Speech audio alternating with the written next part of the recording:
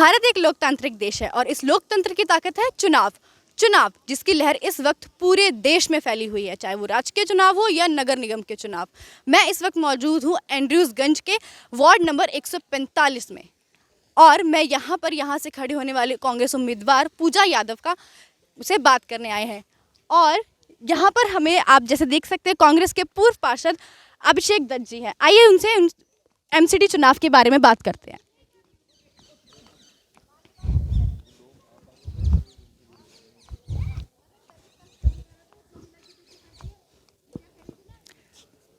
जी हाँ जी, तो आप कांग्रेस के पूर्व पार्षद रह चुके हैं। हाँ जी, तो मेरा सवाल आपसे ये है कि आपने कांग्रेस में किंग मेकर हुआ करते थे, अगर आपने नाम सुना होगा के कामराज, जिन्होंने इंदिरा गांधी और लाल बहादुर शास्त्री को प्रधानमंत्री बनाने में बहुत बड़ा साथ दिया था। तो क्या आप भी उनसे इंस्पिरेशन लेकर किंग मेकर बन रहे हैं? क्योंकि आपने भी अपने वार्ड से अपने जो पार्षद है उनकी तीन उम्मीदवार आम जनता से खड़े करें। नहीं मैम, ऐसा कुछ भी नहीं। हमारी उदयपुर की डिक्लेरेशन हुई थी। मैं उदयपुर डिक्लेरेशन का एक वो मेंबर था यूथ कमेटी का, और उस समय हम सब ने ये निर्णय लिया था यूथ में कि हम यंगस्टर्स को मौका देंगे कांग्रेस पार्टी में। वो यंगस्टर जो नॉन पॉलिटिकल फैमिली से आते हैं, वो यंगस्टर जो ज़मीनी स्तर पर समाज कल्याण के कार्य कर रहे हैं। और मुझे खुशी इस बात की है कि मेरी रिक्वेस्ट को कांग्रेस पार्टी ने माना। मैं खुद 2 बार निगम पार्षद रह चुका हूँ। यहाँ से मैंने विधायक का चुनाव लड़ा है। तत्काल में मैं राष्ट्रीय सचिव हूँ पार्टी का। तो मुझे लगता है जैसे मेरे को मौका 32 साल की उम्र में पार्टी ने दिया, ऐसे ही हमारे यहाँ पे सब युवाओं को कांग्रेस पार्टी ने मौका दिया। वो सभी के सभी अपने एरिया में बहुत काम करते हैं पहले से।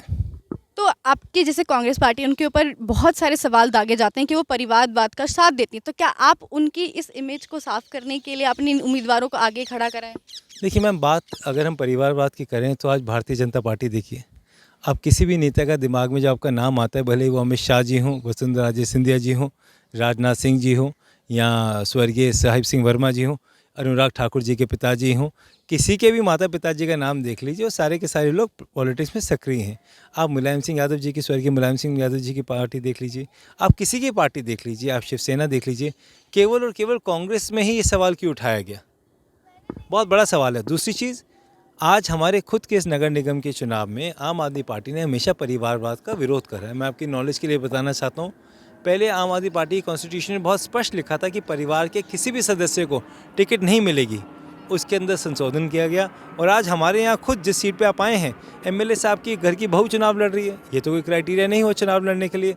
हमारी पार्टी से 21 साल की पूजा यादव, जो कि एक बहुत ही साधारण परिवार से आती हैं, एनजीओ में काम करती थी, गरीब बच्चों को पढ़ाती थी, उसको कांग्रेस पार्टी ने टिकट दिया। और इतिहास में पहली बार 21 साल की युवा उम्मीदवार कांग्रेस पार्टी की तरफ से आई, आज तक कभी भी नहीं आई। तो आपने जिन उम्मीदवारों को खड़ा कराया, तो आपको क्या उम्मीद है कि वो किस वर्ग में या किस क्षेत्र में ज़्यादा अच्छे से काम कर पाएंगे? देखिए मैंने नहीं खड़ा करा, ये हमारी कांग्रेस पार्टी के शीर्ष नेतृत्व का मैं धन्यवाद करना चाहता हूँ कि उदयपुर डिक्लेरेशन, जो इसमें हम सब पार्टनर थे, हम सब उसमें मेंबर्स थे, हम सब का जो कलेक्टिव डिसीजन था, उसी डिसीजन के बिहाफ पे डिसीजन लिया गया। हमारे यहाँ 3 कैंडिडेट्स हैं।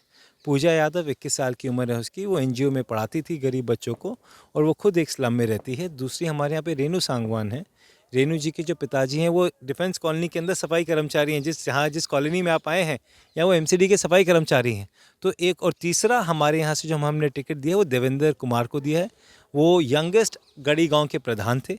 बहुत कम उम्र में वो आरडब्ल्यू के प्रेसिडेंट बने और सोसाइटी के लिए काम करते हैं। तीनों की तीनों ज़मीनी स्तर पर काम करते हैं, और मुझे लगता है कि अब सभी पॉलिटिकल पार्टीज़ को उन युवाओं को मौका देना चाहिए जो ज़मीनी स्तर पर लोगों की मदद करने की इच्छा शक्ति भी रखते हैं और आगे जज्बा भी रखते हैं। अभी जैसे कि आपके पार्टी में आपसे बहुत सारे लोग कांग्रेस में आ गए हैं, तो आपको क्या लगता है कि सबसे बड़ा मुख्य कारण क्या है उनका आप छोड़कर कांग्रेस को ज्वाइन करना? देखिए मैम, अधिकांश लोग 2012 की अरविंद केजरीवाल जी की आम आदमी पार्टी से जुड़े थे। वो विचारधारा थी जिसमें अंदर अन्ना जी थे, योगेंद्र यादव जी थे, प्रशांत भूषण जी थे, डॉक्टर कुमार विश्वास थे।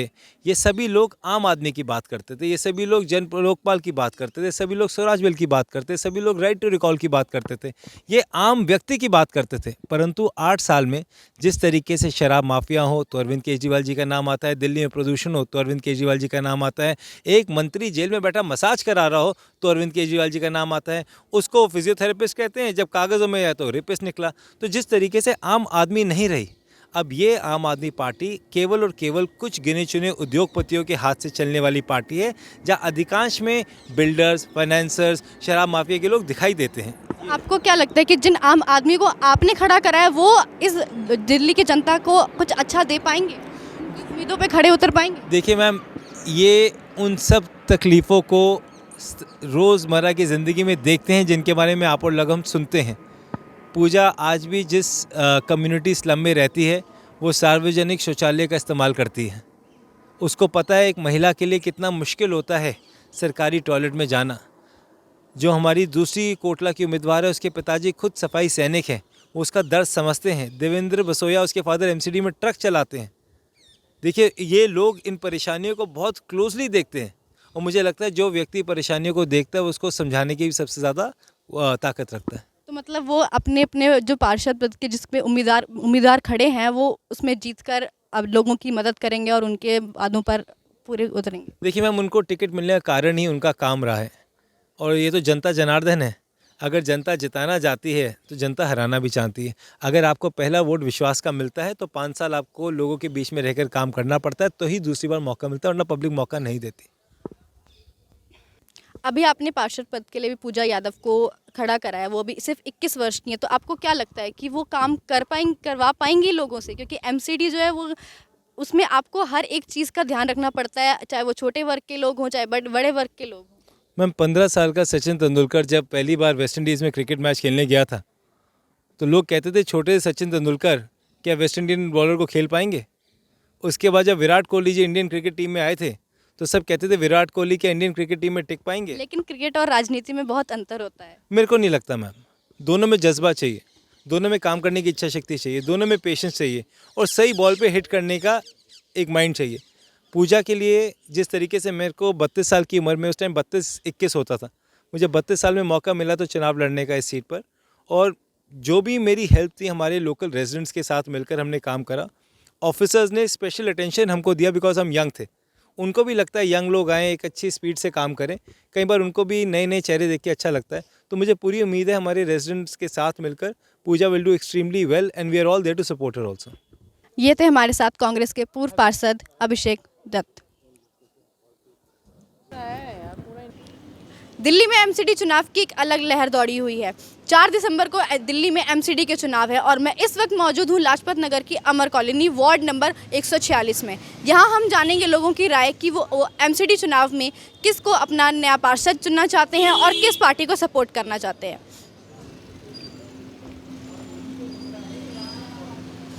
आपकी इस जो एमसीडी के चुनाव हैं उसको लेकर क्या राय है? देखिए, चुनाव तो टाइमली होते ही हैं और हर बार जब भी जो भी फ्रीक्वेंसी रहती है उसके बाद में आते रहते हैं, बट कुछ मुद्दे ऐसे होते हैं जिन पे ध्यान जाना चाहिए जो मुझे समझ में आती है। जो इस क्षेत्र के जो पुराने पार्षद हैं उनसे आपकी कोई समस्याएं रही हैं जो आप चाहते हैं कि नए पार्षद उनको दूर करें? टू बी वेरी ऑनेस्ट, मैं इस एरिया से नहीं हूँ, मैं नियर बाय एरिया से हूँ जहाँ पे हमारे पार्षद जो थे वो काफ़ी अच्छा काम किया उन लोगों ने। यहाँ पर्टिकुलर जहाँ मैं खड़ा हूँ मैं उस एरिया से नहीं हूँ, but I am from east of Kailash, उस एरिया से हूँ और वहाँ जो भी पार्षद थे वो अच्छे थे, काम भी अच्छा किया। आपको क्या लगता है कि अब कौन नए पार्षद चुनकर आएंगे?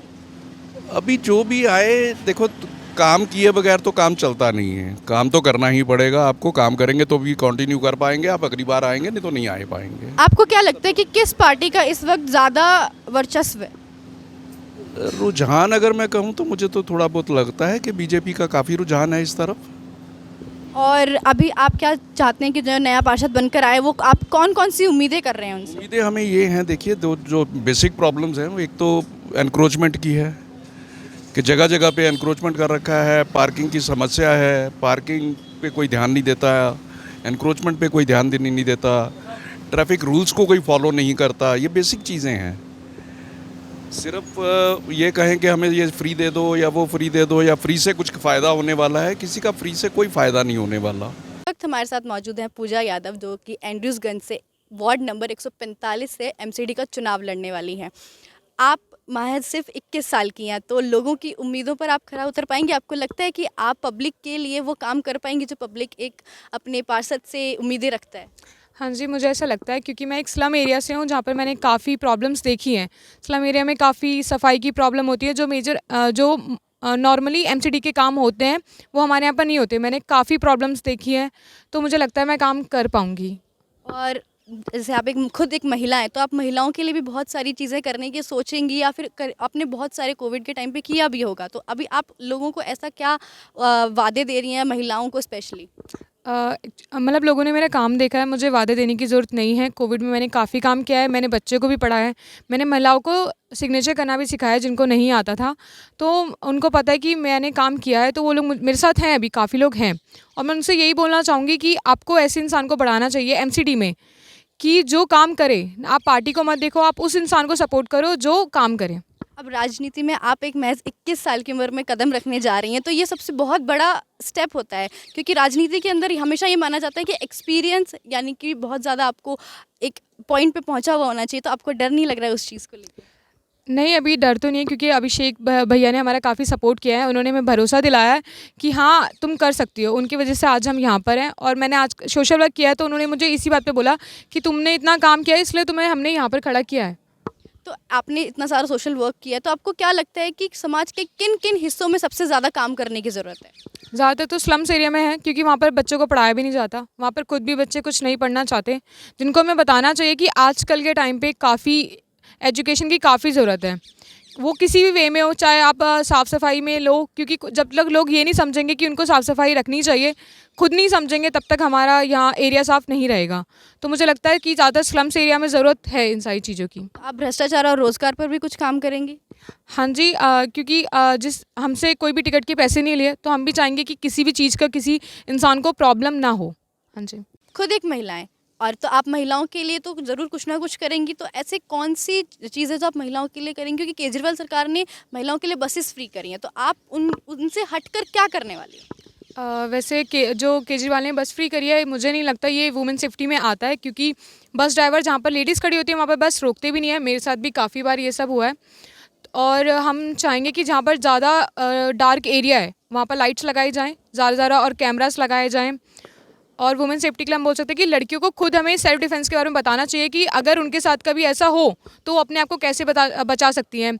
हमारे टाइम पे स्कूल में हमारे टीचर्स भी बताती थी कि कैंची रखो अपने पास, या फिर लाल मिर्ची रखो, कि अगर आपके साथ अचानक से कुछ होता है तो आपके पास कुछ ऐसी चीज़ रहे कि आप बच के भाग सकते हो। आपने भी बोला कि आप स्लम एरियाज़ पे काम करेंगी, तो आप स्लम एरियाज़ के अलावा भी बहुत सारी ऐसी चीज़ें हैं जिस पे काम करने की ज़रूरत है। अगर आप पार्षद बन के आती हैं, तो वो कौन कौन से एरिया होंगे जहाँ पर आप मेजरली सबसे ज़्यादा काम करेंगे? ऐसे कोई एक पर्टिकुलर एरिया नहीं है, मैं सारे एरिया में काम करूँगी। जो प्रॉब्लम्स मेरे पास आएंगी मैं सबको डील करूँगी उनके साथ। एक तो जो रेजिडेंट हैं वहाँ के और RWA की जो टीम है और अभिषेक भैया से पूछ के सारे डिसीज़न लेके मैं सारे काम करूँगी। आप इस क्षेत्र की नागरिक हैं? हाँ जी, आप यहाँ पे कितने सालों से रह रही हैं? मैं यहाँ पे लगभग 30-35 साल से रह रही हूँ। यहाँ पर अभी एमसीडी के चुनाव होने वाले हैं, तो आप किस पार्टी को देख रही हैं कि हाँ, ये पार्टी जीतनी चाहिए?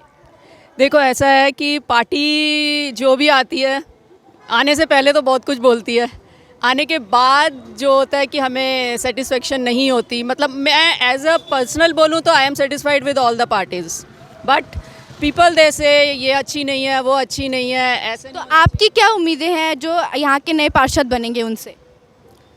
उम्मीदें तो बहुत होती हैं कि जैसे कि अभी आप देख रहे हो कि यहाँ पे पार्किंग की कितनी प्रॉब्लम होती है, फ्रूट्स वाले खड़े हैं। ये जैसे कोविड में बहुत भीड़ भाड़ चल रही थी, कहा जाता था ये करो, वो ऐसे पहन के रखो, ये फ़ाइन होगा। फ़ाइन जिसका होना है उसका होता है, हर एक किसी का फ़ाइन नहीं होता। तो इससे पहले जो यहाँ के पार्षद रह चुके हैं, उन्होंने इस क्षेत्र के लिए कुछ काम नहीं करा है? नहीं, काम किया होगा, ये हम नहीं कहते नहीं किया। काम सारे करते हैं, अपनी अपनी जगह पे हर कोई करता है।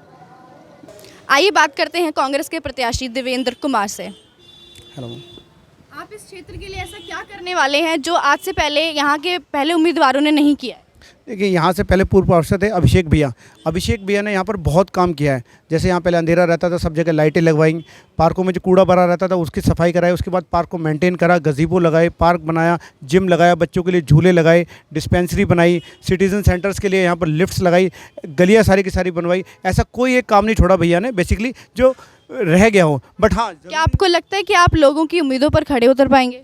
मैं यहाँ से लोकल हूँ मैम, आरडब्ल्यू का प्रेसिडेंट भी रहा हूँ और यहाँ मैंने ज़मीनी स्तर पर बहुत काम करा है। पब्लिक मुझसे प्यार करती है और बहुत ये चाहती है, उन्हीं का ये फैसला था कि हम कांग्रेस पार्टी की तरफ से इलेक्शन में लड़ें। ऐसा कौन सा मुख्य कारण था जो आपने आप छोड़कर कांग्रेस को ज्वाइन किया? देखिए, आम आदमी पार्टी अपनी विचारधारा उससे बिल्कुल अलग होती जा रही थी। उन्होंने कहा था कि परिवारवाद में टिकट नहीं देंगे, उन्होंने अपने भतीजे को टिकट दी। उसके बाद फिर बीजेपी से मंडल अध्यक्ष थे, उन्होंने उनसे टिकट दी कोटला में, जो बिल्कुल रातों रात हुई, जिसके बारे में किसी को भनक भी नहीं थी। यहाँ से भी जो नई ज्वाइनिंग हुई उनकी टिकटें हुई। तो अपना मुझे लगता है जो पार्टी जो जिस विचारधारा पर चल रही थी उस पर खरी नहीं उतरी। क्या आपको लगता है कि आप इस क्षेत्र से भ्रष्टाचार को खत्म कर पाएंगे? बिल्कुल। अभी पिछले 5 साल अभिषेक भैया के अध्यक्षता में जिस वार्ड में जो कार्यकाल रहा उसमें रामराज चला। यहाँ पर ना तो कोई लैंडर माफिया आया, ना रेहड़ी पटरी वालों से कोई पैसा लगा। सभी लोगों ने बहुत ही भाई के कार्यकाल में बहुत अच्छे दिन बिताए। क्या आपने जो लोगों से वादे करे हैं अपनी उम्मीदवारी को लेकर, क्या आप उनके वादों को पूरा कर पाएंगे अगर वो आप जीत जाते हैं? बिल्कुल बिल्कुल करेंगे। हमने ज़मीनी स्तर पर काम करके दिखाया है। लोग बाग आते हैं, कहते हैं कि हम करके दिखाएंगे। हमने पहले करके दिखाया है और अब हम कह रहे हैं कि अब हम आगे भी करके दिखाएंगे। ये थे हमारे साथ कांग्रेस के प्रत्याशी देवेंद्र कुमार। चलिए हम आज शाम के शहर के साथ और भी लोगों की राय लेते हैं एमसीडी चुनाव पर। आपको क्या लगता है कि इस वक्त जो पार्षद उम्मीदवार खड़े करे हैं कांग्रेस ने, वो उन लोगों की उम्मीदों पर खड़े उतर पाएंगे?